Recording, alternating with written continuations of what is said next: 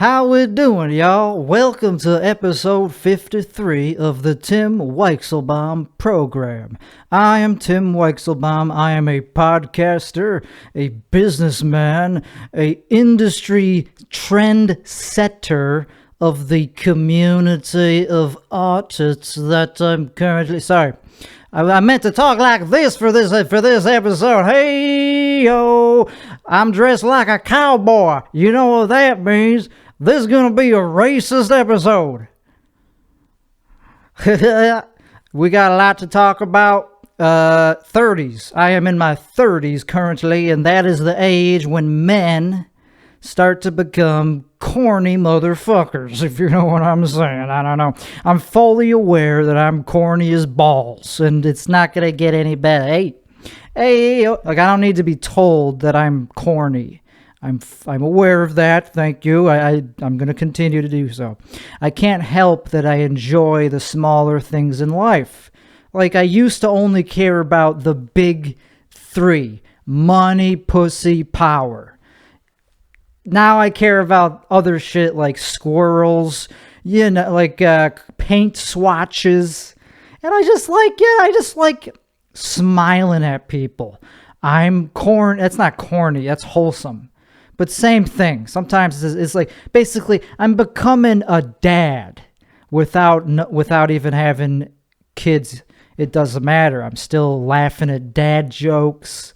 I happen to like that type of comedy. On the other hand, I also like what other dads like, which is very extreme comedy that you could almost argue is not even comedy anymore because it's so real sounding, and I actually kind of believe the premises that I mean, it should be that way, right? I mean, comedy should be what you actually believe there should be some basis of truth for the premise that you're making a joke about, and the same is true for me. Anytime I say anything that's a little bit like, whoa, I hope he doesn't actually believe that, I don't believe the punchlines. The premise, yes, I might actually believe in the premise, because otherwise I probably wouldn't be able to sell the punchlines if I didn't believe in the premises. That's just simple logic. If the premise is sound, then the conclusion... Jesus, I can't even... Let's not start the episode by talking about something that actually takes intelligence to talk about. Let's just get it... I'm corny. That was the point of that topic. All right, friends and family. Okay. I am currently the hardest working man in Austin show business. And by that I mean one of them. I don't know if I'm literally the number one hardest working, but it doesn't matter. It's hyperbole to encourage myself that I'm on the correct track. But there's a lot of people going at it as fervently as I am. But not many, like there's a couple. I talked about this on a few episodes ago, how if you're doing your best at comedy or anything, but I'm just, at comedy especially, people could tell because you're everywhere. It's like, okay, I've seen you all over the place, and I don't know, they're not afraid to put themselves out there. The people that are working their dicks off at this, they actually try to network. They actually send clips to clubs and bookers that they have never seen before. They've never seen them because they want to get on the show. I don't know. I had a problem with that when I was in my first 10 years of comedy. Now that I'm in my 11th year, I don't really have any qualms sending clips to producers or bookers because I've been doing it long enough. Okay, I know I'm pretty good. I know that I'm actually good enough for a show. Not every show. I have a specific genre. It's called edgy, dark, problematic, cancelable, whatever you want to call it, controversial. I have a very controversial fucking genre of comedy that I like to do. It's just my favorite because it actually, it's like, oh, I don't know, it just gets a nice fun reaction out of people, and me when I see other people do the type of comedy that I do. But that doesn't mean I seek it out when other people happen to do the same type of comedy as me. Like, I don't care. Like, I'm not just going to become a fan of somebody just because they have a similar style as me. Like, I don't know. Because people tend to, usually, like, newer comics, they tend to, like, recommend other comics to me because they don't realize that I don't care about comedy anymore. Like, I don't care about other people's comedy. Like, I care about my own comedy. Like, I want to do the best I could do to produce comedy for other people, but I'm not, like, at the point where I want to, like, consume. Like, I already have all my guys. I already have all my influences. Bill Hicks, Carlin, Sam Kinison, all those motherfuckers that are good. Patrice O'Neal. Those are, like, the ones that come to mind quickly. You know, Louis C.K. Is he an influence? I don't know if he's really sure, in some ways he's an influence. So anyway, I already have my influences. I'm not looking for more, like, inspiration. If I see somebody doing something similar to me, that'll probably actually stifle my development. I don't want to see that, oh, I'm not as original as I think I am. Well, that's fine. You know, like, there's ways that I'm original that are not just material. It's the way I project it's my voice, it's my stage presence, it's a way I fucking deliver. Cadence is a word I've never used on this podcast. That's like the more classy way of talking about somebody's delivery.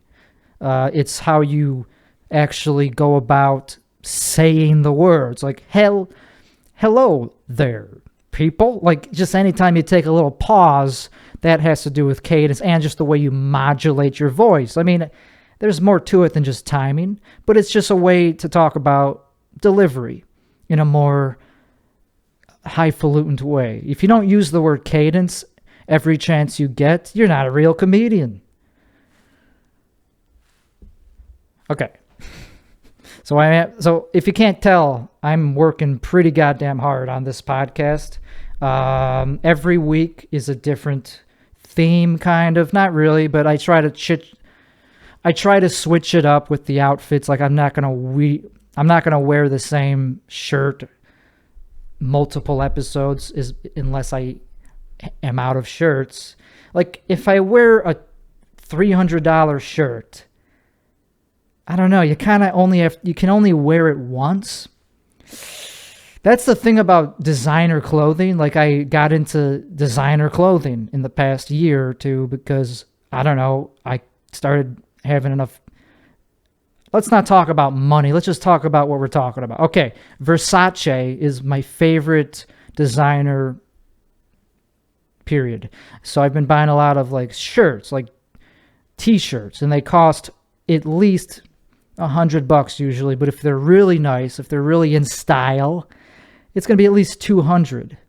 And I get the child size, and it's still that much. So it's half as much as it would cost if I was an adult. If I was able to fit into an adult-sized t-shirt, it'd be a $400 item. So that's why, so you might be like, okay, $400, yes, that's a lot of money to spend on a t-shirt. But on top of that initial cost, you also have to factor in, it's going to go out of style pretty quick, and people are going to remember that you wore it already because it's so eye-catching. It's like, oh, that shirt, again. I guess you're not as rich as I thought you were, Tim.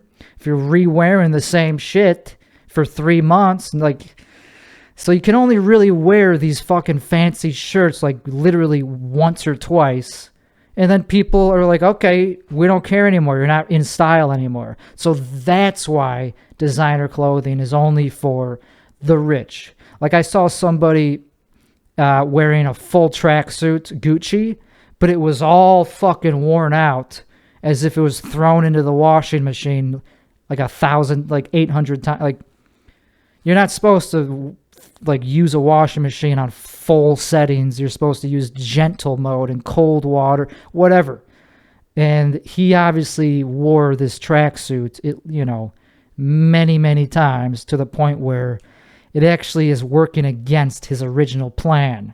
If you want to look stylish, it has to also be fresh, new. It can't look like it came out of a hamper. Okay, let's loosen it up a little bit. I'm coming off a little bit too serious. Okay, so let's get into one of the main topics of the episode. I am very serious about podcasting. This is my job. It took many hours to even get ready to press the record button. And I got a second camera now, so it's going to become more interesting. Hey, baby, over there. Hey, woo! A lot of post-production going to have happen on this episode. And I can't even talk straight.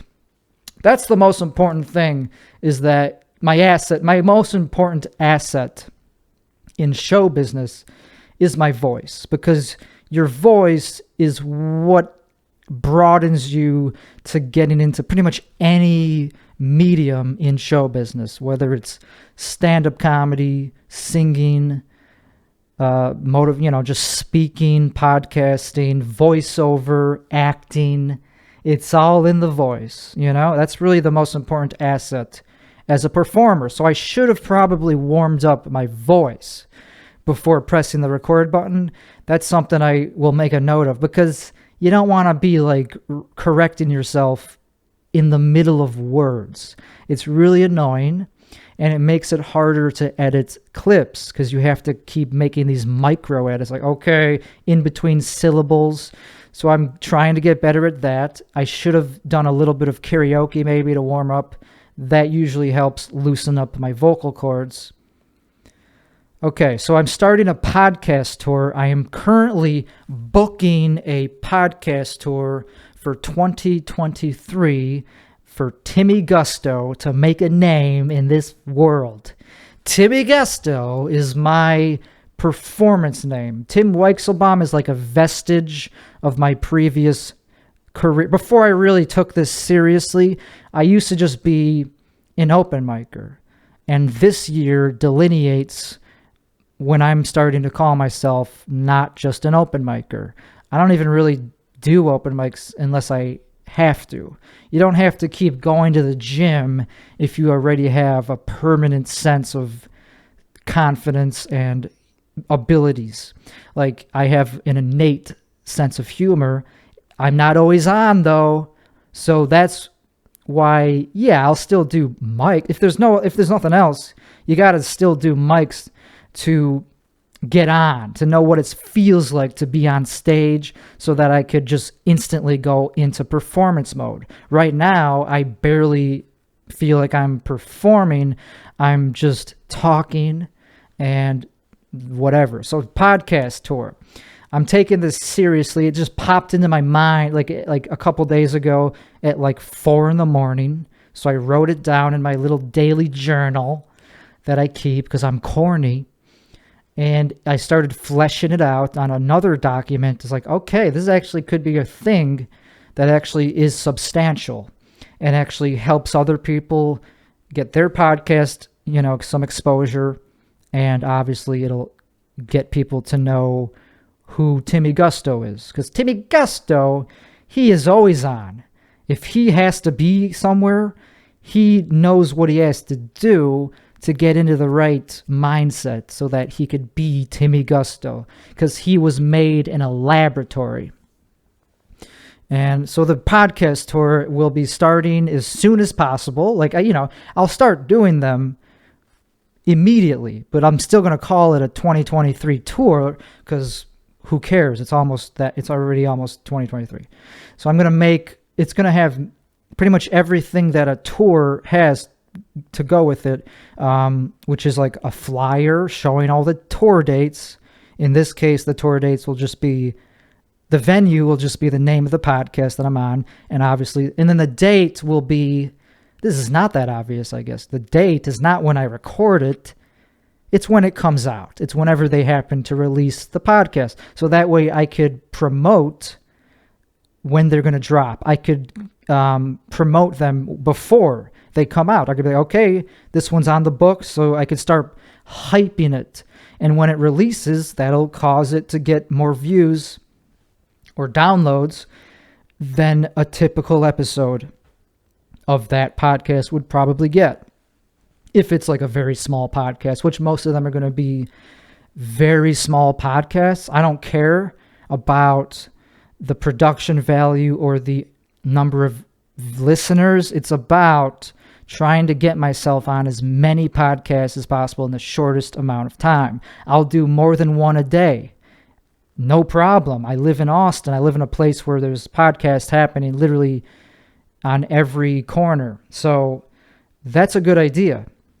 What else? So I am going to try to, it's going to have not a lot of expenses because this is a business idea. It's under the banner of my business.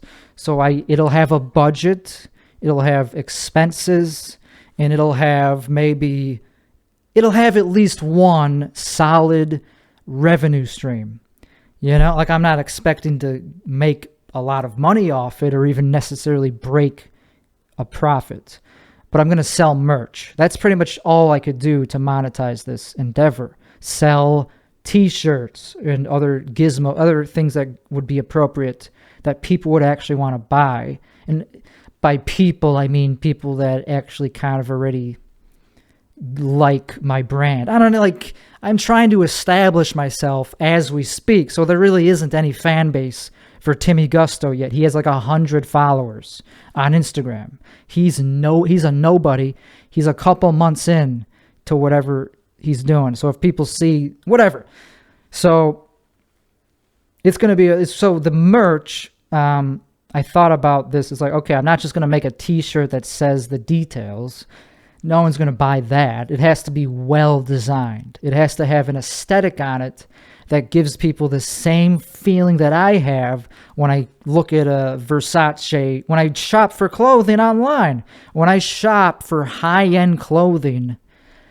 There's this feeling I get like, oh, that's a cool shirt. Or a cool sweatpants. I'm getting that. Like I start buying stuff and convincing myself that it's okay to buy. Because these are expensive items. So it's like, okay, it's too cool not to buy. That's how my merch is going to be. It's going to be too cool not to purchase. And it won't be expensive. I'm not going to be like trying to make a shitload of money off it. I just know that that'll be really important for memorability. And the flyer itself will change over time because, of course, things happen with scheduling, like the podcast might have to, so the poster will constantly be changing until the end of the year, until 2024 happens, then it'll be officially over. Because the tour could last all year. I mean, why not? So the poster itself will have historical value. It'll age like wine because people will look back on it and go, oh, he was on that podcast before it was anything. Or, oh, how many of these podcasts are still even happening? I don't know. I think it's a great way to start Timmy Gusto's career because the other thing I'm doing for him is trying to get him on Kill Tony. Of course, that's the name, that character was kind of designed for Kill Tony, and so is his material. I do material that I think would work on Kill Tony. And what is Kill Tony? It's a podcast. So, hey, it all fits together. I could put a Kill Tony appearance on the tour list if I am lucky enough to get up again. Timmy Gusto has... What was I going to say about Timmy? Oh, yeah. Since Kill Tony is a podcast, you should be trying to focus on being a good podcaster, not just a good comedian, because you only have to do a minute of material. Hey, I got some good news for people like me who don't like going to open mics every day. It doesn't take that much rehearsal to perfect a minute of stand-up. So, that only takes like a couple of mics and doing it at home over and over again, like in the mirror, like I was talking about on the last episode. Okay, so that's enough about the podcast tour. We're going right along through the topics like a professional. We're not meandering. We're not being... Okay, let's keep going. So the Timmy Gusto brand is something that I'm actually also putting a lot of thought into, just like everything else in my new career. I am attacking it with full fervor. There's not a single thing I'm not considering doing or not doing, whether it's personal or professional. Like, because the second I started looking at this as a job, I now treat everything else like, a professional approach. Like I no longer want to talk shit as much. Like I'm trying to climb the corporate ladder in some sense. I happen to own the corporation that I'm using, so that's pretty cool. But whatever. Timmy Gusto has a brand, and it's still developing, because by brand I mean many, many things. Branding is not just a logo. I don't even have a logo. I mean, I have one for Timmy Gusto. I don't even have a logo for this podcast yet. So logos are just the tip of the iceberg when it comes to branding. There's pretty much everything you could think of could be a part of branding, and that's what I found out last night. I wrote another Google document, and I posted a little bit of it on Timmy's Instagram, and it's fucking hilarious because it goes through, has bullet points for every little thing, like personality, image, clothing, accessories, and then under each bullet point there's subheadings. So it's like, okay, accessories, sunglasses. Under that there's a subheading, but only wear them when it's sunny enough. If it's not sunny enough, you're still going to have them on your person because it's part of the brand, but it's going to be just hanging from the collar, but sometimes off axis. So that's pretty detail. That's pretty like low level detail that we're talking about when it comes to branding. It's how I move. Swag was included in it. Swagger. Like how I move is critically important. It's essential to brand. That pretty much everything on this document is essential to the Timmy Gusto brand. How I comb my hair. Sweatpants. So I don't know. This is worthy of talking about, I guess. I'm no longer ever going to wear khakis or cargo pants or anything that looks businessy or nerdy when I'm Timmy Gusto, because Timmy Gusto doesn't fuck with that type of clothing, that look. It doesn't look good on him. It doesn't match his style. So from now on until the rest of my life, I'm going to only wear high-end sweatpants or track pants. No exceptions. Except for funerals. That's the only exception, where if Timmy Gusto gets invited to a funeral, which is possible, comedians die, and sometimes they might want, I'm really thinking for the future here. They might want Timmy Gusto to give a eulogy. And Timmy Gusto, as much as he is a bombastic asshole, he's not a dick.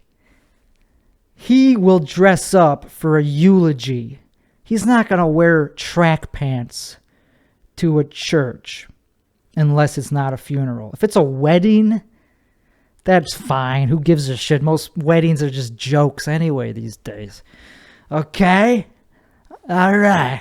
I'm just kidding. See, I think I'm going to have to start explaining to the audience that I'm not actually meaning the things I'm saying. Like, I kind of did say I meant the premises I'm saying, but not the punchlines. The punchlines are just for style, to get a laugh. They have a utility in show business to entertain. So you need punchlines, but that doesn't mean I believe in them. And I think I'm going to have to start setting up my jokes in a way that is more palpable for the general public, because I don't have an audience yet. So they don't get me. When I do a show or even obviously an open mic is going to be very difficult to do what I'm doing. But even at a show, I probably will have to give the audience a little bit of a handhold and like walk them into my act a little bit, just so they are not like shell shocked by the amount of racism that I proudly lay onto them. Like, I don't have any shame in any of the material because I know it's funny. At least I think it's funny. So, because I do open mics sometimes where I don't get much out of them because the audience thinks I'm like a bad person, or like they're, I could blame them, I guess, for not getting it, but you can't. You can't blame them if it's only a 4-minute set for not understanding that you're being edgy for the sake of comedy, not to actually cause hate mongering, which people are dumb enough to think I'm doing. Like, I guess they're not as dumb as, I don't know. Because I get it usually when people do that. I get that they're joking, but maybe not. Because I have a very dry delivery sometimes. So if you're just going up there and being like, so I endorse the Klan. If you just do that, it might get a big fucking laugh if it's like a comedy club, because they're there to fucking laugh, and that's a funny thing to do, especially if you're dressed like this. That's funny as fuck to just go on stage and the first word out of your mouth is, I support racism, like something like that, which is the joke that I do in many different variants. It's the same premise, and I've done it in so many different ways that it's almost my entire act to just joke about the idea of being racist. Not actually being racist, just the idea that somebody could be racist. That's all I'm doing. So it's pretty PG, I think. Like, I think that's pretty, like, not that crazy. Like, it's not R-rated to me, but it is, though, because you kind of have to be a little bit adult. Like, you have to be a little bit mature to be like, okay, he's just joking. He doesn't actually endorse hate crimes. Because there is a serious side of what I'm doing. Like, I am willing, I actually do, whatever. We'll get more into the second half of this later in the episode. I'm just going to go to the easier topics. I'm going to save the tough topics for when I'm a little bit more warmed up in the episode. Okay, we made it to the topic that I was just talking about. It's an accomplishment to offend everyone. If I'm getting people to walk out or, like, comment and heckle, and if I get a unanimous negative reaction from the crowd, that's kind of hard to do. Like, even if you say the worst thing in the world, there'll at least be maybe 1 or 2 people in the crowd that are like, well, that wasn't that bad. But if you get everybody to fucking hate you, that's a craft. That takes talent. So I don't really appreciate when people give me like a weird look after I get off stage after alienating the entire crowd, as if that did not take any skill. I had to earn that skill. It takes stage presence to get people to fucking pay attention, all that shit. But I've never gotten like assaulted. The only thing that's happened is I've gotten like cold looks from new comics that don't get my style. And that's fine. I forgive them. Because it's usually people that are nice people, and they're new. They're very new comics, so they don't know what they're doing. They haven't learned yet that you're not supposed to pander. It's actually like what real artists do in any field, like Shakira even does this, is they stick to their vision. And if it's good, other people will like it. You don't have to pander. I don't know. I'm very influenced by Shakira right now because I've been watching some of her music videos. And is there really anybody more successful than her in music? I don't know, probably. But she has so many videos that have 1 billion views. And it's like, yeah, there's really not anybody more successful than her in music. Consistently through the years. Her first song that was a hit, Whenever, Wherever, it still holds up just as well as it did the second it came out. She even looks the same. She hasn't aged since then because she takes care of herself to the highest degree imaginable. She does what I'm trying to do, except she's been doing it her whole career. So that's why she's amassed such a crazy amount of success. She does her best. So anyway, yeah, if a new comic just like thinks I'm a bad person for doing racial jokes or anything, anything that they think is like a little bit too edgy, and they, start like distancing themselves from me, it's fine. I'll eventually be more established, and they'll see that whatever I'm doing is working, and they'll probably get over it at some point, or they won't. And that's also okay, because you're allowed to not like somebody. And I don't even think it's that they don't like me. I think they just don't understand that that it's allowed. I just don't think they know enough about the craft. So I can't get too butthurt that if like some open micer that's been doing it for 6 months, like all of a sudden like doesn't make eye contact with me. Like, I have to remind myself, don't make eye contact with people unless they're already in the conversation with you, because you're only going to feel a little bit of awkwardness when they clearly are not comfortable with it. Because, like, even if you're not anybody, if you're just an intimidating person, if you're just like an intense person, it's very intimidating to make eye contact with somebody, and it just causes adrenaline. So that's why, unless I'm already engaged with a conversation, it's better to just keep my eyes on the ground. That's just a good rule for most places in Texas. Like, don't make eye contact with people. Even when I'm driving and somebody's tailgating me who just isn't, because they were like a teenager, a grown, like whatever. I'm somebody that's immature and doesn't know how to drive. I don't even make eye contact with them in the rear view. I just go, okay, there's a person behind me. That sucks for them, because I'm not gonna change my driving behavior just because somebody else is impatient. If anything, I usually just slow down, because I'm a very adversarial driver. My driving has become so ingrained in the culture around me. I get it. I get why people drive like assholes. And I don't even drive like an asshole. I don't fucking tailgate people.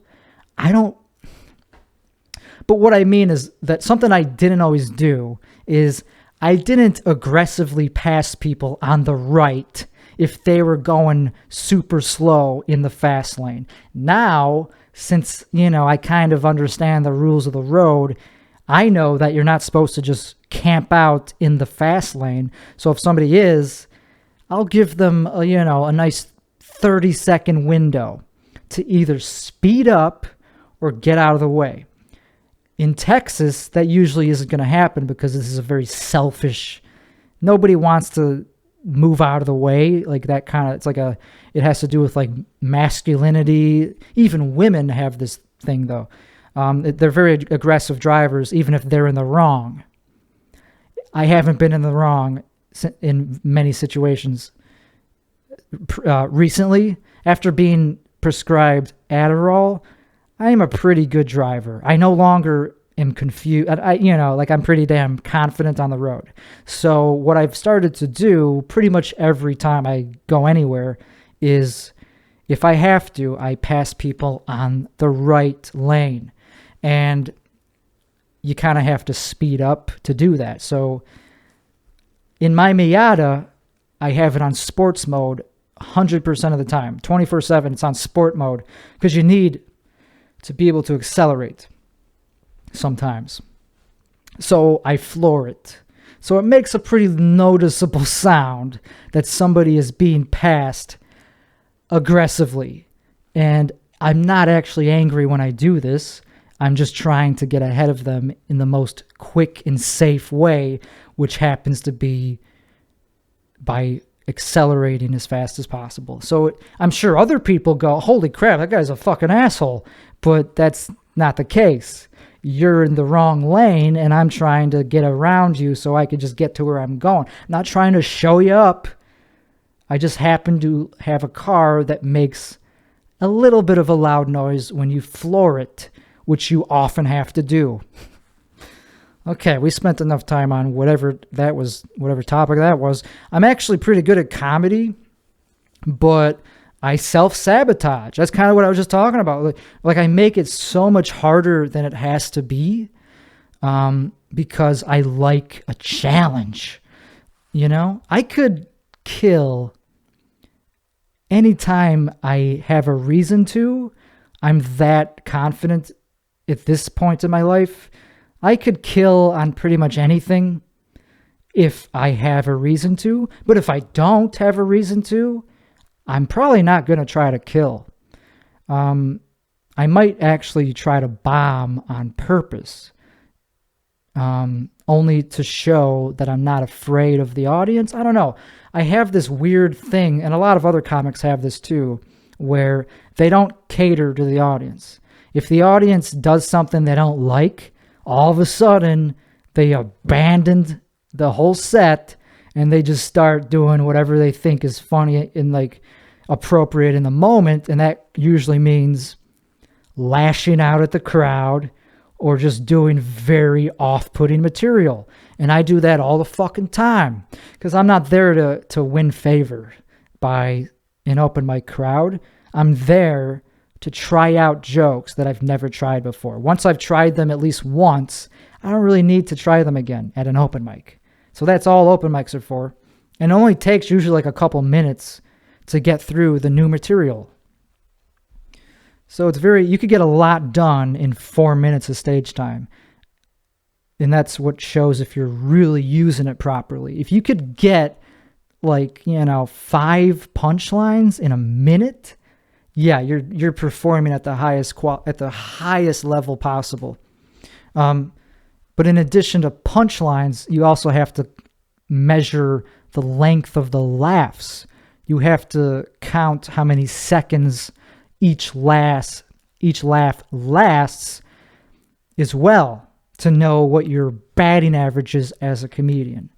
For every minute of jokes, there should be also 30 seconds of laughter if you're at the highest level possible. That's like Bill Cosby. Bill Cosby was able to get about that much, if not more, sometimes even more. He would get like 50 seconds of laughter for every minute that he was on stage. So there's not really anybody above that in terms of comedy. And probably sexual assault too, he probably also holds the record on that too. So anyway, that's what I'm going for. No, not the last thing. I'm going for the comedy part of Bill Cosby's career,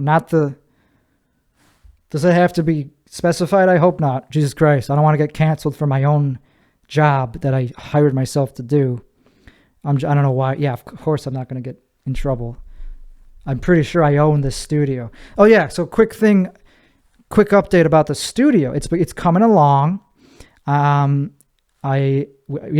going to be just a quick thing. Like I'm currently working on pretty much one of the last major steps to where it's actually going to look, feel, and sound like a professional recording studio, and that is the acoustic treatments.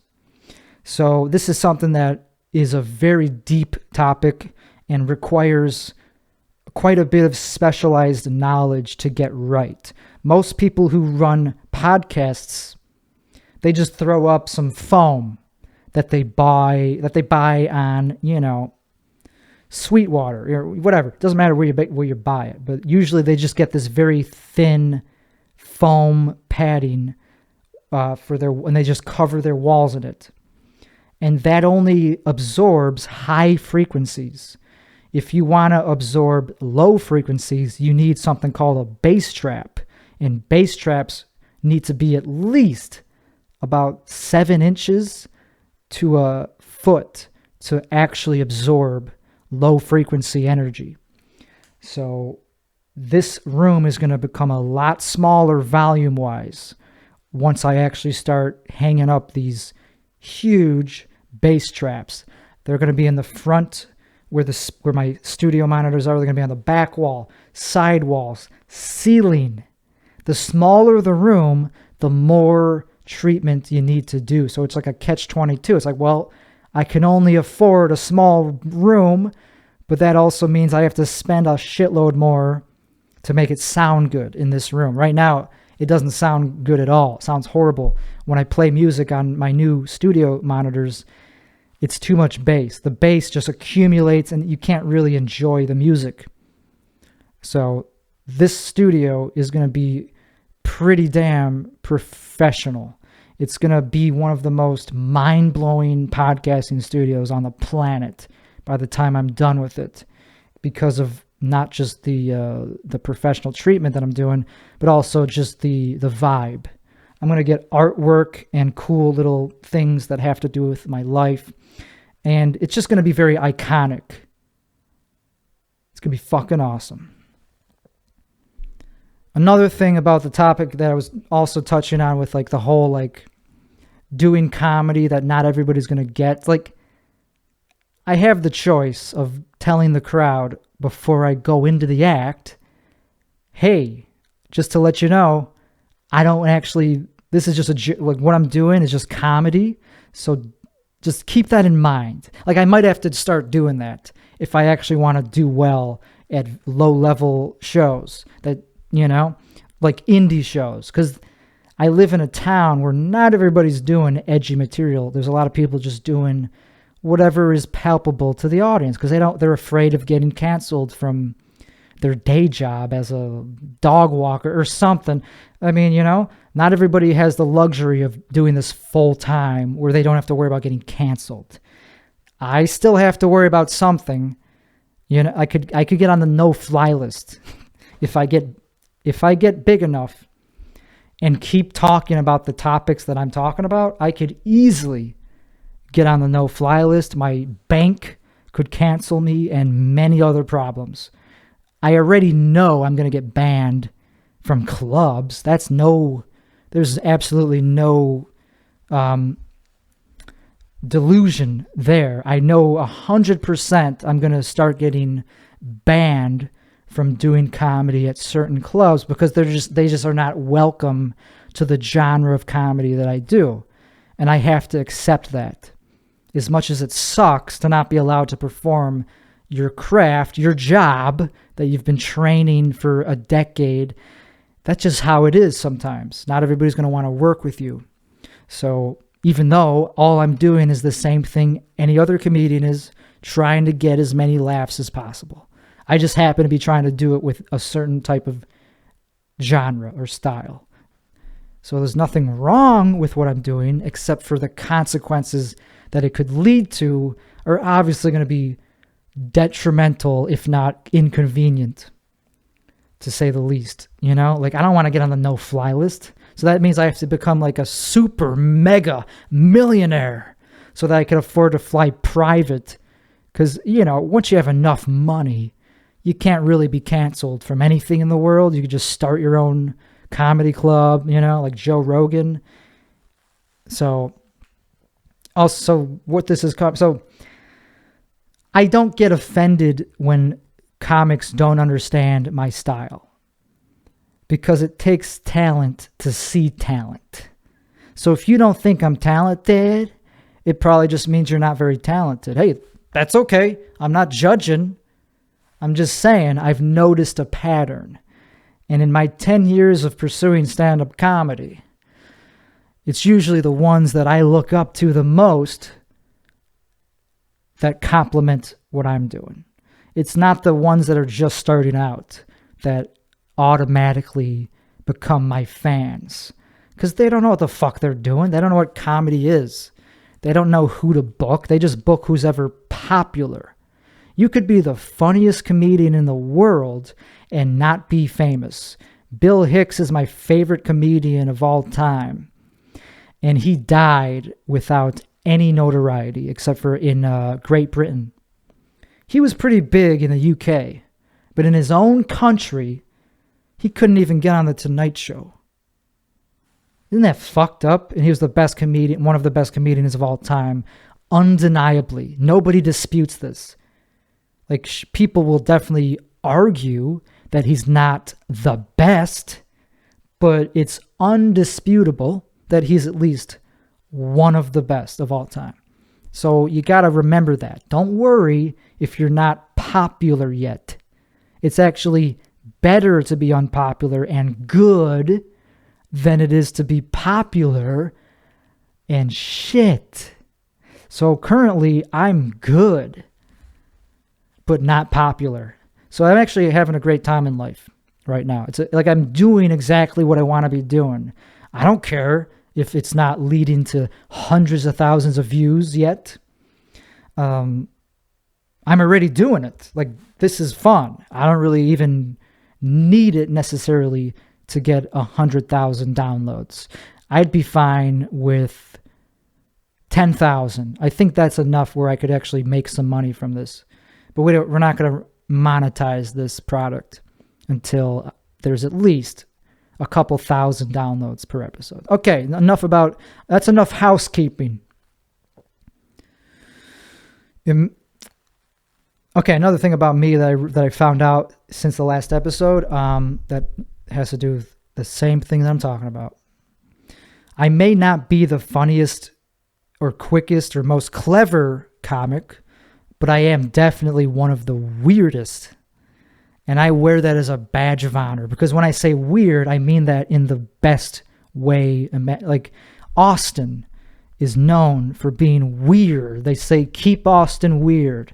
And now they're saying that with other places like Portland. Keep Portland. Well, good news, Austin. I'm fucking weird as fuck. And that's a good thing, because that's who stands out. I'm becoming memorable. People who I don't fucking know remember me, like they say hi to me. This is not an ego, but this is not a humble brag. This is just something that I am talking about because I think it's important that you design a look, because there's so many people who look exactly the same.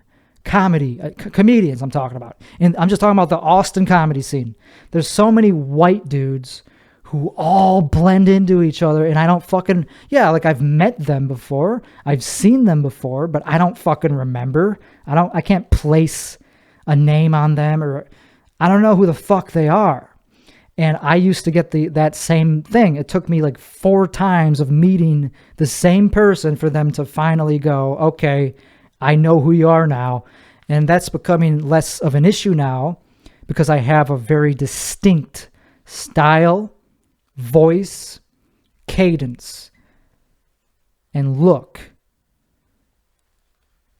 So you got to stand out. And that's what's starting to happen with me. And I'm one of the weirdest comedians in the Austin comedy scene. That's why I think I actually have a shot at getting something out of Kill Tony other than just a mediocre set. A lot of people go on there over and over again, and they always just have mediocre appearances because they're not weird enough. You got to be fucking weird for that show. People want to see a fucking weirdo. So I'm very happy that I now am no longer looking at it as like a bad thing to be weird. You could be socially awkward.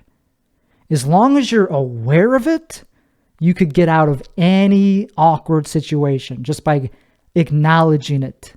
Like if you are if something happens, like a small social faux pas, like you say something that comes out a little bit rude, all you have to do is say, "Oh shit, sorry, I didn't mean it to sound that way. I'm just interested in this." Like, because this is starting to happen with me because I'm still weird.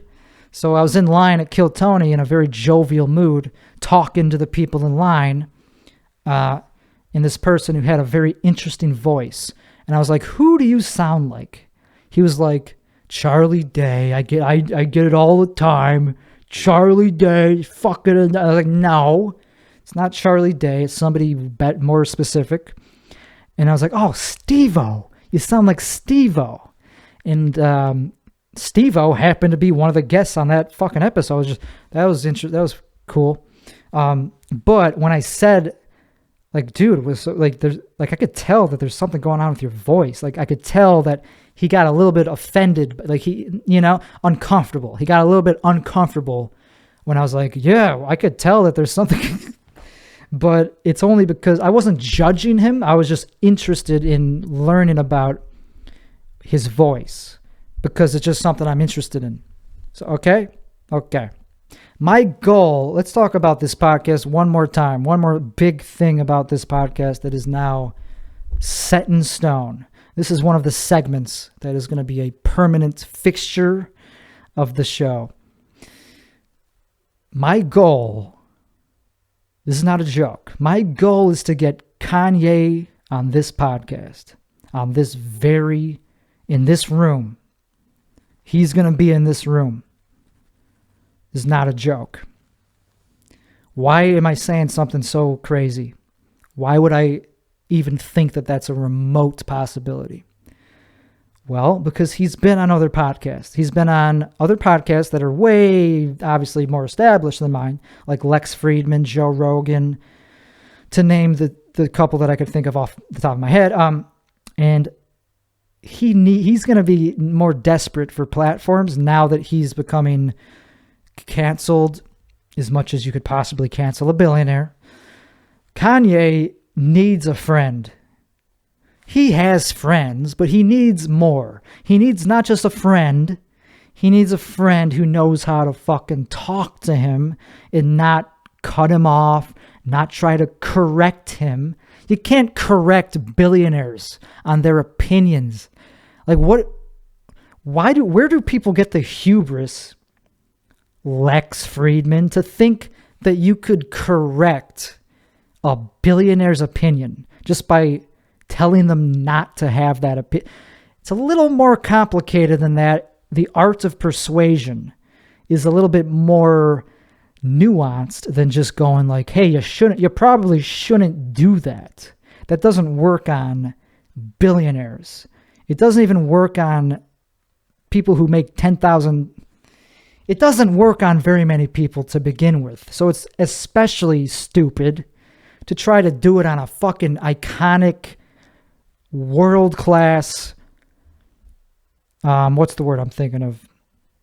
Billionaire. Who gives a fuck? He's not a second-rate celebrity, but he's going downhill in clout. So it's not that unreasonable to think that if I actually make this something, that I could probably get Kanye on it. And I would actually know how to talk to him because I have experience talking to people with very extreme opinions, more extreme than Kanye's. Kanye's opinion isn't even that extreme. He just says that Jews run media. How's that a controversial opinion if it's 100% true? It's like 99% true that every big media corporation at least has some Jewish people at the highest part of it pulling the strings because they're good at it. That's not offensive to say that Jews are good, to say that anybody's good at something, whether it's a whole group or not, an individual or a group. Why is that so offensive to just label a group with a positive attribute? Seinfeld even had a joke about that in the 90s on the show. They said, is it really racist to say I like Chinese people? It's like, that was literally a joke. Jerry was like, I like Chinese people. And then Elaine was like, isn't that kind of racist? Like, how's it racist if I like to say I like something? That's pretty much how I look at the whole Jews running media thing. Like, how's that an insult? Like, it takes a lot of skill to do that. It's like, this takes a lot of skill. Okay, so I think that's enough on that topic. Because this is not going to go, this whole Jewish anti-Semitism thing, as people call it, it's not going to go away. And putting a label on it is not going to make people stop doing it. You could put the ugliest label on something, but that ain't going to take away the validity of that subject if it happens to have some validity to it. So that's why I cringe when I watch that Lex Fridman Kanye podcast, because he was not equipped to have that conversation. I could tell that clearly he's never really gone down the rabbit hole on this particular subject, or else he wouldn't have gotten so defensive and like emotional. He wouldn't have been like, oh, don't say that. It's like, no, people are going to keep saying that, whether you like it or not. So you might as well actually explore why people are so obsessed with Jewish culture and Jewish behavior. And the Jewish question is what it's called. That's really what it's called when people talk about this subject. The Jewish question. What are we going to do about these Jews walking around? They're not going anywhere. They're only becoming better and better. So we might as well talk about it. And we will. That's one of the things I'm going to make part of my career, is to be one of the people that unites so-called anti-Semites with reasonable, normal people, because there really isn't that big of a difference between somebody who goes around saying the stuff that Kanye does and an average tax-paying citizen. It's just that one has different knowledge one has been exposed to different knowledge. So I'm going to spoon feed this knowledge to the people that are not mature enough to do the research themselves. I think I'm equipped for this task. It's more than a task. It's like a career. This is way more than a task. Because I'm Jewish enough where I know how they think. I know how Jewish people operate. I am one of them. I'm becoming better at being that way. Now that I am a woke Jew, I'm acting like how the stereotypical Jewish media person acts. I know how to social climb. I know how to say the right things to people to please them, to get something out of them. It's very transparent when other people do it. When I do it, it's not that transparent because I'm fucking good at it, and other people actually think that it's legitimate. No, it's an act. And that doesn't mean I'm not a good person all the time. Like, it's not a whole, doesn't mean I'm always just manipulative. Yeah. Like, Jewish people, as much as they have certain negative traits, maybe, let's not even say, I don't even think they have negative traits. They just have certain traits that are shown to be negative. They also have a lot of really good traits. So you could be a Jewish, they're complicated. That's the thing about Jewish people that people don't understand, is that they're not just one thing. They're not just like Jeffrey Epstein. He was a very complicated, nuanced person. Yes, he was pretty fucking evil, but he also did some things for philanthropy, or else Bill Gates wouldn't have had anything to do with the guy. So, hey, I got advice for Bill Gates. Isn't that crazy?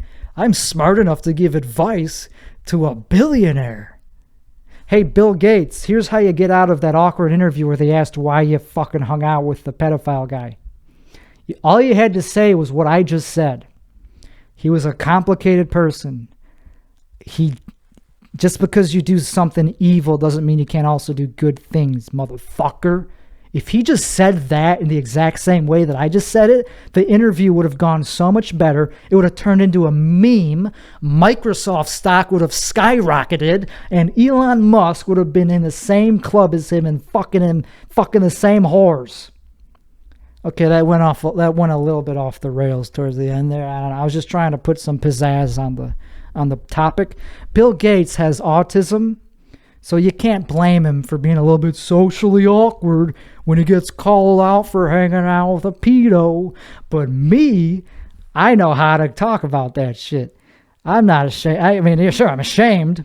I'm ashamed of being around toxic people, but I at least am good. I'm better than Bill Gates at explaining why I was hanging out with those people. Because of science, motherfucker. Hey, you could be good at science and kid diddling at the same time. Okay, maybe you shouldn't. Maybe don't say that. Okay, Bill, if you're still listening, just call me up next time, for fuck's sake. Just let me call my agent. If you're in an awkward interview, just say, you know what, I'm not equipped. Let me just text my mentor. I'm Bill Gates' mentor. That's how much he fucked up that interview, dog. Okay, let's move to the next topic, Doc. Okay, so to wrap up the topic of Kanye, he's the only guest welcome on this podcast. Like, I might have other guests after that, but he's the only person welcome besides me on this podcast. This is not the type of podcast where I just have random people on to fill time. I'm pretty good at doing that myself. I'm already an hour into the episode, and I'm barely halfway through the topics prepared. So I don't need guests. I don't know. I just thought it was funny, like how somebody found out that I had a podcast, and they just go, "Oh yeah, I'll do your podcast." They're just assuming that A, I have guests on, and B, that I would want some rando that I just met on my podcast, something that I put so much time and effort into and money. You think I'm just going to have some random open micer on this thing? Fuck no. Not anymore, at least. I did, not to talk shit about the few people that I've had on this podcast. They were good guests, but I've changed the format since then. That's all. Now I treat this as like my fucking religion. So I'm much more touchy about that subject of, oh yeah, I'll do your podcast. Like, no, you won't. Unless you're Kanye West. Okay. Sorry for coming off a little bit dickish there. I was just kidding. Not about the Kanye part. That part I'm dead serious about. Okay. Another new segment that I'm thinking of doing is talking about unexpected passions of mine. Last week I did it with Amy Winehouse. I just randomly ended the show by talking about how I am a devout fan of Amy Winehouse. And the reason I liked doing that is because, I don't know, I like showing people that I'm not the way you prejudged me to be. Because there's a lot of prejudice going around right now, like with white people, with white straight men, where we get the most prejudice out of any demographic in the whole world right now. I think. I mean, maybe there's one above us. I don't know. I'm pretty sure Jews are pretty hated too, but I'm also that. So I'm pretty hated. I hate to make it a competition, but I'm pretty much the most hated type of thing you could possibly be. So if I become successful, anybody can. I mean, Lord knows I'm talented enough. It's just that I'm not the right type of person. So one of my ideas is to keep talking about things that I would normally, that people would go, what? You like Olivia Newton-John? Yeah, she was fucking amazing. Just because I'm straight, I'm not allowed to be just as much of a fan as anyone else of Marilyn Monroe or Judy Garland. You have to be gay to appreciate Judy Garland? No, only if you're a fucking... I'm probably going to edit that out. You have to be a fucking... to think that Judy Garland is not fucking awesome. Okay, one more time. You have to be a fucking to think that Judy Garland is only for... Okay, thank you very much. Clip. We're going to clip that. Okay, let's wrap it up. One little tidbit for people that host open mics. If you're a new comedian and you're powerful enough to be trusted with the responsibility of hosting an open mic, here's a great tip. If somebody's been doing comedy for more than 5 years, let them skip the line. Don't make them wait 2 hours for a 4-minute set, because if they've been doing it for 5 years or more, they probably know what they're doing enough where they don't want to fucking wait as long as somebody that literally has just started doing it a month ago. Just a little tip. And obviously there's exceptions. There's going to be some people who've been doing it for 5 years who are fucking awful.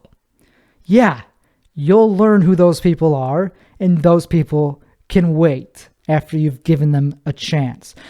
But if those people are able to consistently show that they're at least better than the people that are just starting, don't make them fucking wait 3 hours. You're hurting the art by doing that, because we need to work out material. It's not an option.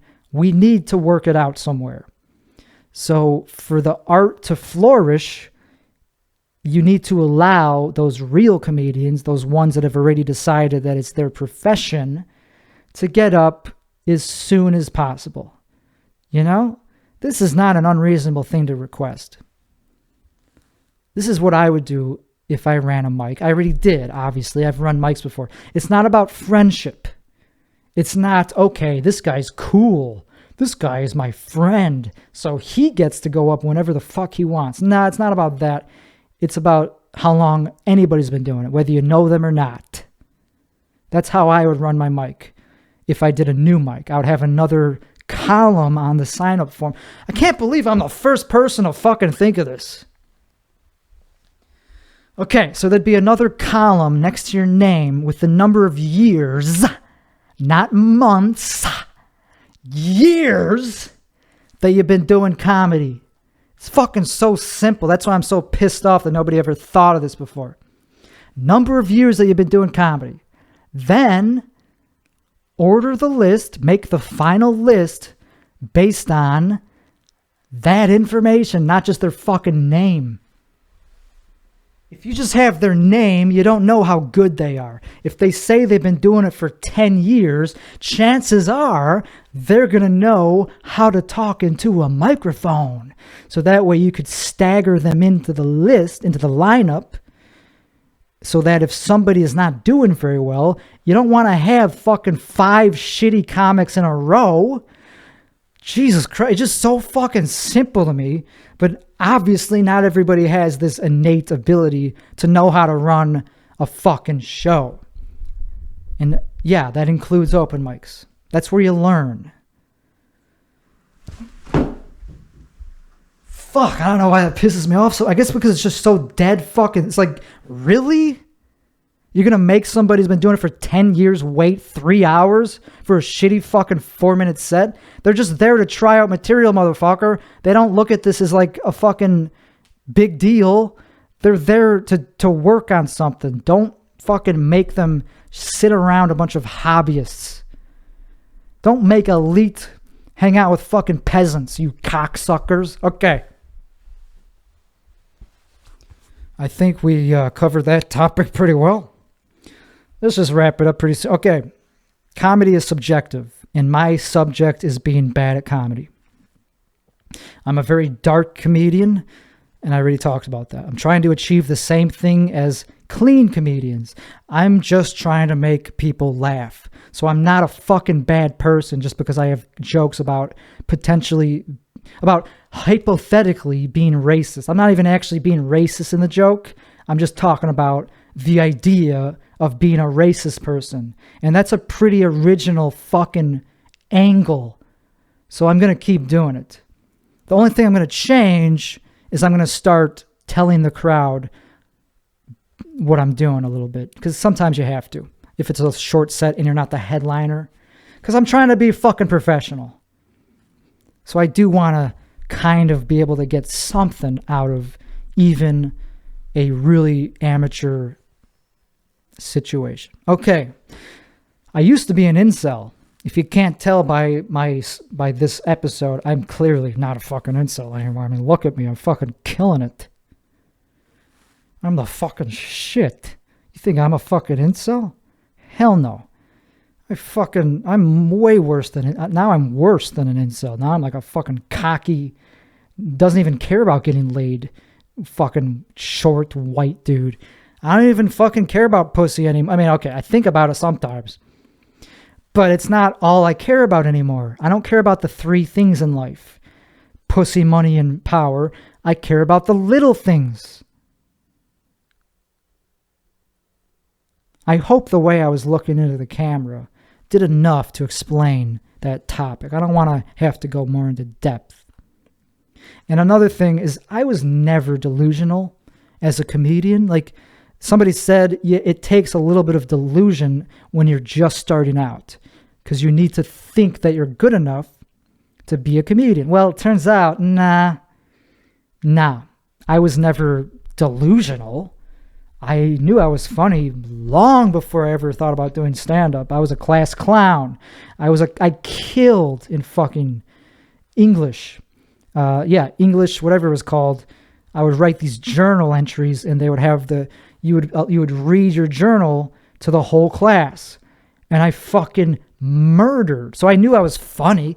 So no, I was never delusional. And the second you start doing stand-up, you're going to find out if you're funny enough to at least keep doing it, because there's going to be other people in the same boat. Some of them are going to be worse than you. So you'll be like, okay, at least I'm better than that guy. So I've always been at least better than some people. And even when I first started, people told me that I was good. So there's no delusion there. I also didn't think I was ready for big shows before I was. I knew that I wasn't. Now I'm only just beginning to think that I'm ready for actual paid gigs. And by that, I only mean like guest sets. I'm still crafting my 10-minute set. So that I'm not trying to do stand-up right now. That's what a professional would do. A professional would not try to get on shows if they're not ready for them. I want to actually give the audience what they paid for. So that's why I'm currently not open to booking stand-up gigs, only podcasts.